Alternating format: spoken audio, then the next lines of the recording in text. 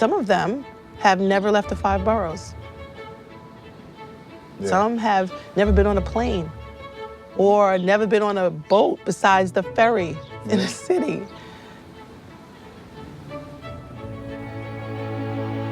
Some have been born into chronic stress and trauma. When the young men go to the island, I want them to really have time to pause and to rest. Because without rest, some of our young people stay in survival mode. They stay in survival mode and unable to dream. The Vineyard is definitely a Darwin community. And by that I mean it's people who were determined. The beachhead and early family owners on the Vineyard were from the service class, the maids, the cooks, the chauffeurs. They came down to serve white families, and because there was no structural racism around purchasing property in the Vineyard, they could get a little piece of land, pick up a cottage and move it, and now their great-grandchildren now still own that property and more. I call them the vision class.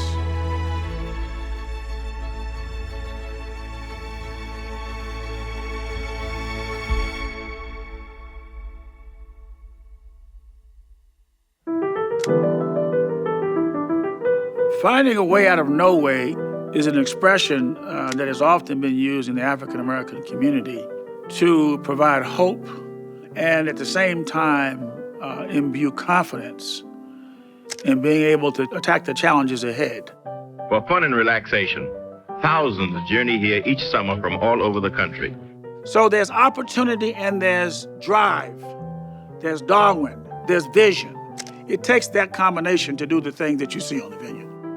Doctors, teachers, and other professionals are prominent, and many have bought and maintained summer homes for their wives and children. But more importantly, to be able to find refuge and be with people of like minds and set the stage for your children and your grandchildren.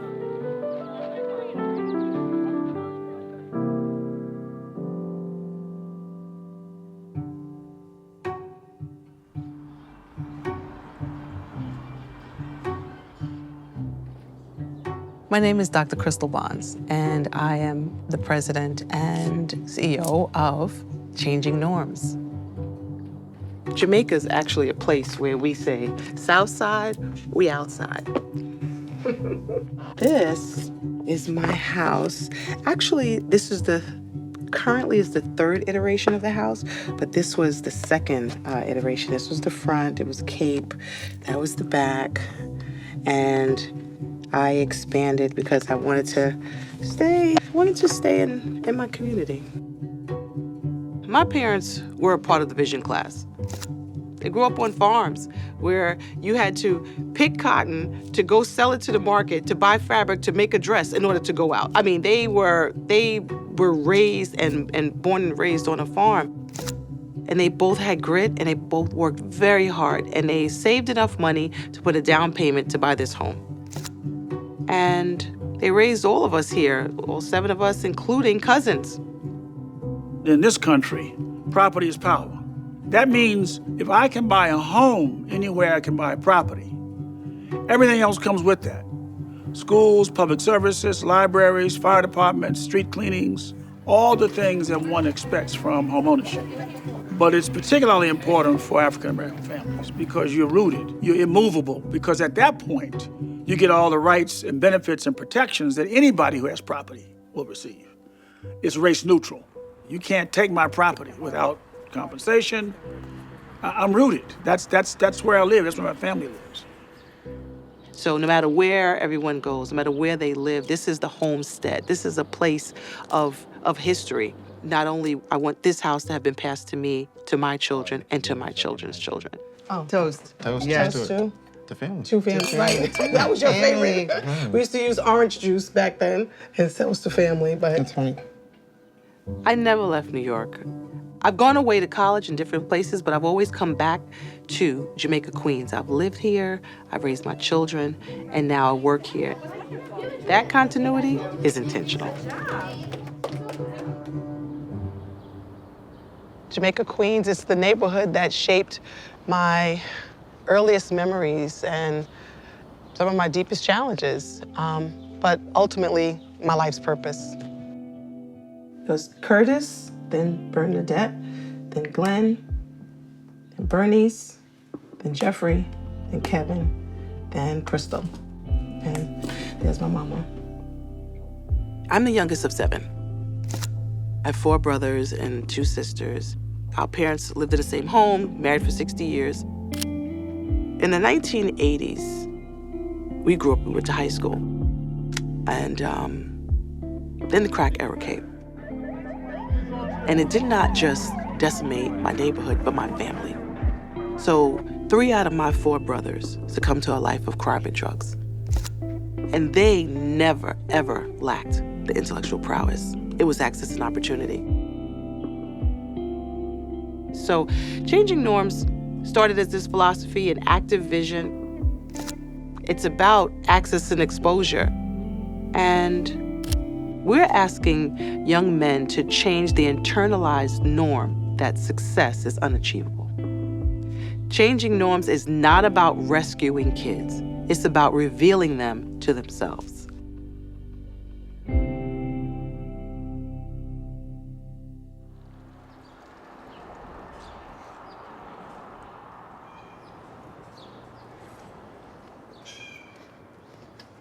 So my name is George Patterson. I'm the Senior Executive Director for Community Schools, my brother's keeper, and my sister's keeper with New York City Public Schools. One of the issues that came from the crack epidemic has been the breakup of the Black family. And the purpose of my brother's keeper is to bring opportunity to communities. Our kids really come from trauma. They're born into trauma. What happens when you're born into chronic stress, where, from birth, it's a challenge? All of that went into creating this experience, knowing where our children come from. We're gonna have all of the parents come and we're gonna meet them, and we lead up to the trip by going through different experiences. Hi, I'm Elijah Talavera. I'm an MBK fellow. I go to Esperanza Preparatory Academy. So finding confidence in myself has been one of the most enlightening and loving things that I have received from MBK. I'm interested in studying software engineering, and with this Martha's Vineyard trip, I'm hoping to get a lot of new connections to the profession I'm interested in and also just enjoy myself. Buenas tardes, gracias por la oportunidad. Agradezco a la escuela, me interpreta, a la escuela por darle la oportunidad a que él participe en este hermoso programa. Gracias. The My Brother's Keeper initiative was an initiative started by President Obama. The goal of it is to bring opportunity to students of color. And we look at the partnership that we form with Changing Norms, creating significant integrity to President Obama's vision.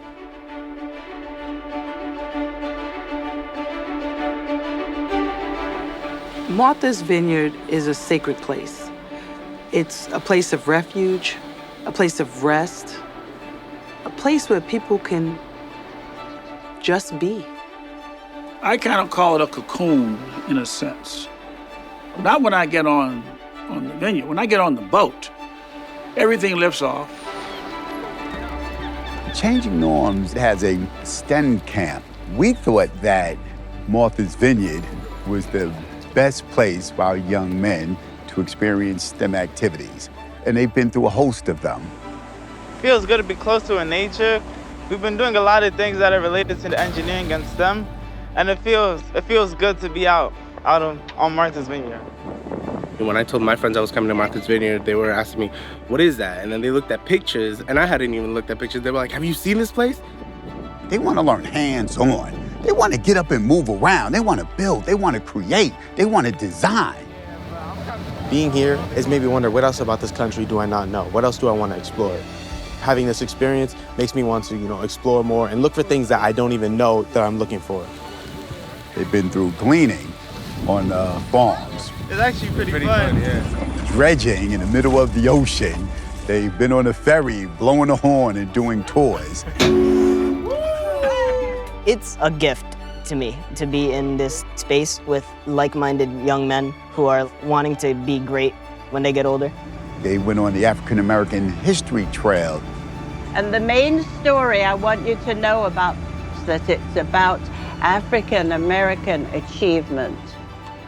The history of Martha's Vineyard is the history of America, and the mission is to educate everybody. Young people have got a chance to set out on life, and they deserve to have their story and their truth. It's about people who bought houses, have hung on to those houses for 5 generations. The Shearer Cottage, the oldest African-American owned inn on Martha's Vineyard. In addition to there, we have Coleman's Corners, where the Coleman family, Miss Luella Coleman, bought a house for $600. So Shearer operated an inn. Before they were an inn, they operated a laundry. Miss Luella, she went to every job, paid her $5 a week. You're talking about Luella Coleman and Ralph Coleman, who came in 1920s. She came as a governess for the Hatch family. Bought a couple pieces of land, kept buying. And so while there was an enslaved community for a short period of time on the vineyard, which is similar to the mainland of America, there was a split relative to the opportunity to purchase property on the vineyard. There was no structural racism. And so she was a darling. She knew what she wanted for her kids. And she sacrificed and worked multiple jobs and did that. Why is that? Because she understood the value from the family standpoint of her presence, the family's presence. This is not an asset to be monetized. This is an asset for your legacy and for your heritage. That's what this is. That's a little different kind of thinking. And that's the legacy. The legacy is of hard work, of achievement, of dealing with incredible obstacles. That deserves respect. And it is a human story. That is the Overton House. This was the summer White House of the Civil Rights Movement. It would be easier to tell you who didn't stay there. Not only Dr. King, Bayard Rustin, A. Philip Randolph, Jackie Robinson, Harry Belafonte, everybody. It was the property of Joe Overton, who was a labor union organizer in Harlem, New York. He bought this house in the 1950s, and it's dedicated to Dr. Martin Luther King, who stayed there. Then we found a letter from Dr. Martin Luther King to the Vineyard Gazette. They'd given him a donation, and he thanked them for that. And he said, "I won't give you an interview this time." He said, "because I'm tired. I need some rest and the struggle is hard." I wish the walls could talk in that house, because there would be so many brilliant moves were planned there, so many conversations between people who led the struggle to make this world fairer. Our ancestors sacrificed. My grandmother, without a doubt, was a genius. The valedictorian of her high school class. Spent her life scrubbing a white man's floor. That's all she could do, right? But had a vision for her children. Her son, my father, Dr. Oliver Patterson, became the leader of the Ocean Hill-Brownsville Teachers Movement. A PhD, probably one of the greatest Black professors the city has ever known. This is the one, he's in the Black History Museum down in Washington, D.C. My cousin saw it, that's actually in the D.C. Museum there. And if we knew those stories, we knew how strong we are. That's the vision. The vision was their strength. Martha's Vineyard has a absolutely tremendous social capital, social networking environment. So our students have been with Eric Holder, Obama's former Attorney General. Have I said his face he has funny ears? Probably.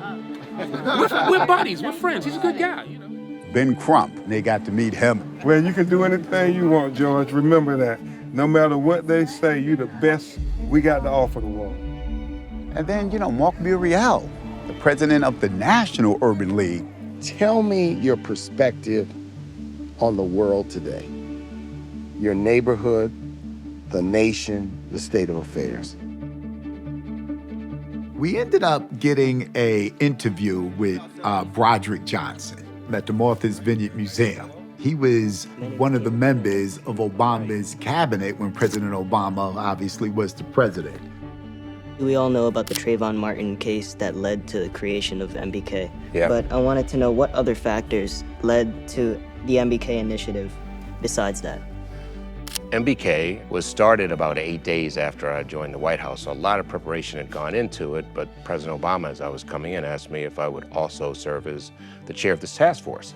It was really designed to address the disparities that keep boys and young men of color especially from being able to have very successful lives and futures. But also, it wasn't just about let's figure out what the problems are, right? Let's look at what solutions work. What sort of programs work in federal agencies, in state agencies, but also in public-private partnerships. Elijah. It's a pleasure. All right. Who are you at your core? Was there any person in particular that really motivated you during your youth and you think really helped in the evolution to becoming the man you are? Yeah, sure. Great question. For me, it really started with my upbringing. I was born to parents who tried very hard to be part of the middle class. They worked themselves really to the bone, right, to try to give me and my sisters the best education we could have. And to also, though, instill in us values about working hard, making sure we made the best of education. But what about the times that when you were failing, you had no idea, what's next? Did family help? Like what helped you through the very hard times? So I'll take this all the way back to second grade. My parents were called by my second grade teacher to tell them that their 7-year-old son was on his way to reform school if he didn't turn his life around. That doubt from that second grade teacher is something that I essentially heard then throughout the rest of my educational experiences. But so I would have these doubts that other people tried to, sort of push on me, and I always would think though about what my parents had taught me and what my grandfather had said to me, which is, don't let other people define your expectations. And so I'll say that to you, and I'll say that to any young person of color especially. We have to get past the point where you, me, are seen as exceptions to the rule in terms of exceptional achievement. So always keep focused on that. It's not just about yourself. You should do the best that you can and be exceptional, but do everything you can to make that not the exception to the rule and figure out ways to give back and inspire too. Thank you for your time. I appreciate it. Yeah, absolutely. Musa, right? Yes. Okay, Musa. Nice to meet you. Yeah. So toward the end of the interview, or right at the end, he stands up and he says, who wants to meet President Obama? And I don't think anyone believed him, right? I think everyone was like, yes, now you're playing? Because he was so serious. And then he said, listen, I don't play. Let's get in the cars. And everyone was like, oh my God, is he serious? So we jump into maybe 3 or 4 cars and we drive into Eggetown. It's just, I'm just speechless at this point. And we go down this long dirt road. I'll never forget. We pull up and we get out the car and I'm walking actually. I'm standing next to Crystal and she's like, pitch me. This can't be happening. So we walk into this obviously beautiful home. And as soon as we walk in, President Obama comes out and says, hey, New York City MBK, how you doing? And everyone fell out. Couldn't believe it. It was amazing. They told us we couldn't take a picture. They told us this several times, there's no pictures. But I think our young men were so brilliant. They were so sharp that he said, let's take this picture. But for these young men from Central and East Brooklyn, young men who probably experiencing and going through different levels of trauma at very early ages, they went there and just nailed it. President Obama was really asking them some deep questions about who they are, what they want to be. They were not shy. No. And they did ask him about his vision for MBK and how it started. So it will forever change their lives. Overall, I'm just so glad that I was able to experience this. And this couldn't have been done without changing norms and, of course, My Brother's Keeper, because it's truly been one of the greatest things of my life. So, yeah.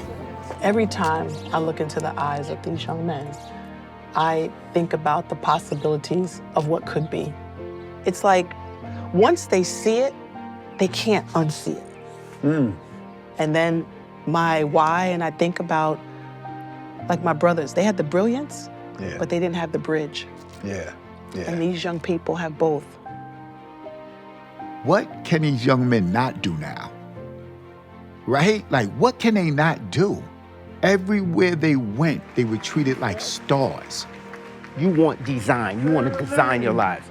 That's a piece of what I want to give you. So when you go in there, they clapping for you. They clapping for you. They're clapping for your future.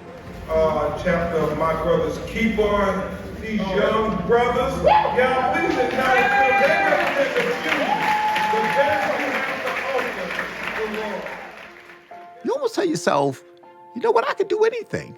They actually said, like, I feel special. I feel like I'm special now. I think that this program, MBK, is also one of the greatest experiences of my life. And I would just hope that feeling of being special, that feeling of rest, I would just hope that feeling lived somewhere deep inside them forever and ever and ever. It began to resonate that just being is actually doing something. It really is. It's resting. It's what we call rest. And that's when you began to see, I like this. I could do this again. I want more.